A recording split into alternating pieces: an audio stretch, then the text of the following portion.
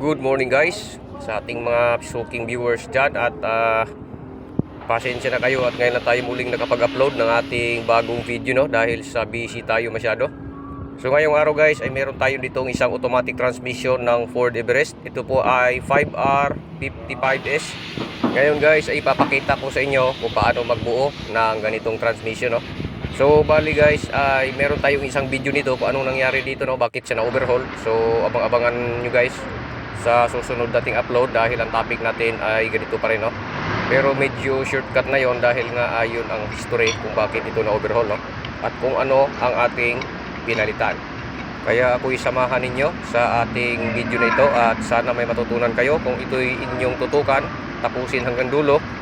Parang nang sa ganun ay meron kayong idea pag kayo naka-encounter nito, no, lalong-lalo na sa mga mekaniko na gusto mag-attempt na gumawa ng automatic transmission, ay sigurado ako rito na meron kayong magpupulutan ng aral dahil sa wala namang shortcut yung ating video, kaya talagang may idea tayo makukuha, no? So samahan nyo ako guys, buuin natin ang 5R55S Ford Everest 2010 model to 2011.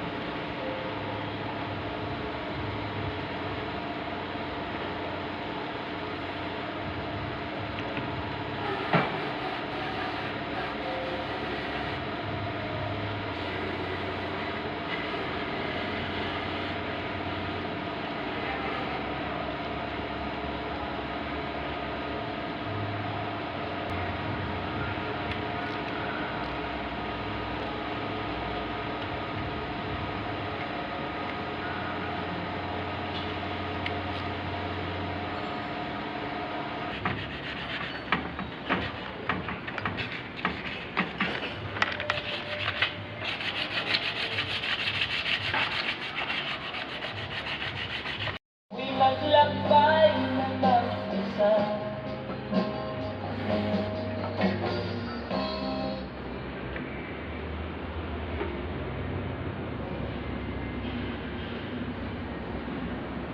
Ako'y meron pang dangal, di katulad mong pang-up.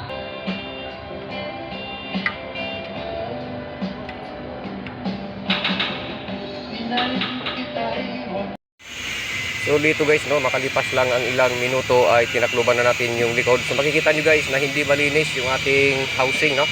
Dahil sa ginawa nating priority na linisin ay yung interior, no, yung loob. Hindi na natin ito pinalinis guys ng maayos dahil sa nagmamadali nga tayo, dahil sa marami tayong trabahong nag-iintay at ang pyesa pa natin ay dumating po ng sabay-sabay. Kaya pasensya na kayo at hindi ganun kalinis yung ating kaha. Pero at least ang importante, malinis po yung loob ng ating transmission, no? Dahil sa alam ko na nakasanayan yung panoorin yung aking video na napakalinis po ng ating lahat ng gawa. Pero dito, ang ginawa natin ay loob lang talaga yung ating nilinis ng maayos. Kaya nga ngayon lang tayo nakapag-upload dahil sa ang dami nating ginawang mga projects, no? Kaya hindi tayo nakapag-edit agad. Dito, ayan, nakikita nyo na talagang hindi hinugasan yung kaha sa labas.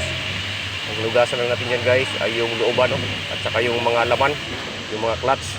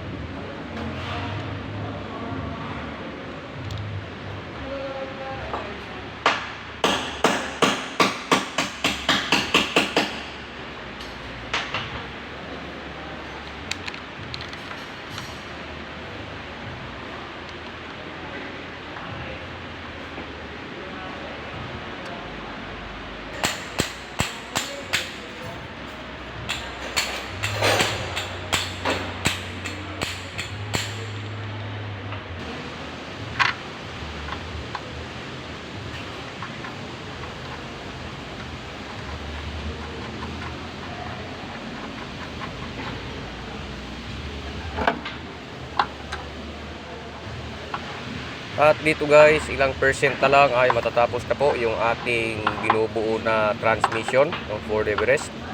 Kumbagay pa ilan-ilan na lang ang kulang ito guys, ay talagang mayayari na ito, no. So bali naglagay na nga tayo pala dyan ng fluid, no. Gamit natin ay yung Mercon 5. Ayan. Bali 10 liters yung ating nagamit. So dito guys, ayan na.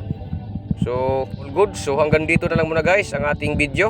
Muli po inyong lingkod, Carry Works.